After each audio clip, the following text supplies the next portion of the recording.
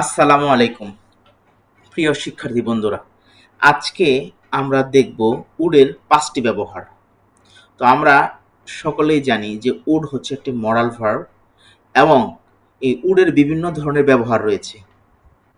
তো আমরা সেই ব্যবহারের মধ্যে থেকে 5টি ব্যবহার আমরা আজকে দেখব। প্রথমত, যদি আমাদের পোলাইটলি কোনো এক্সপ্রেশন করতে হয় তবে আমরা উড ব্যবহার করতে পারি। যেমন I would like to say something, আমি কিছু বলতে চাই। I would like to attend your program, আমি প্রোগ্রামে অংশগ্রহণ করতে চাই,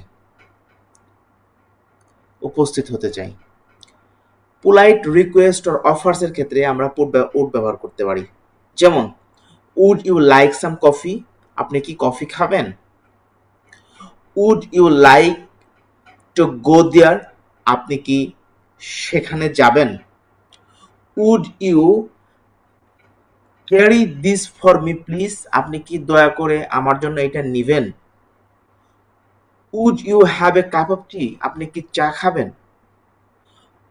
তারপর would you give me the pen please, আপনি কি দয়া করে কলমটি দিবেন? তারপর আমরা আসি উডের পাস্ট হ্যাবিট সম্পর্কে। আমরা জানি যে ইউজ টু এবং উড পাশাপাশি।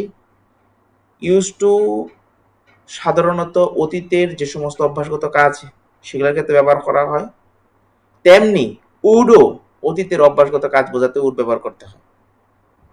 যেমন he would often read before bed, বিছানায় যাওয়ার আগে সে প্রায়ই পড়ত। আই উড রিড বুক, আমি বই পড়তাম, এক সময় পড়তাম, এখন আর পড়ি না। এখন আমরা আসি মোর পোলাইট কোশ্চেন হিসেবে, would you mind giving me a book, আপত্তি না থাকলে আপনি কি আমাকে এই বইটা দিবেন? Would you mind giving me a cup of tea, আপত্তি না থাকলে আপনি কি আমাকে এক কাপ চা দিবেন? মোর পোলাইটের ক্ষেত্রেও উড ইউ মাইন্ড দিয়ে প্রশ্ন করা যায়। এখন আমরা আসি উড রেদার। উড রেদার অর্থ হচ্ছে বরং।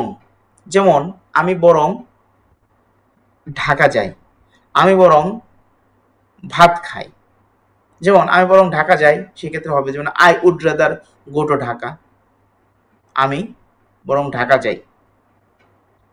তো যাই হোক, আমরা আজকে উডের এরকম 5টি ব্যবহার দেখলাম। আমরা বেশি বেশি উডের ব্যবহার করব প্রয়োজন অনুযায়ী। ঠিক আছে, থ্যাংক ইউ।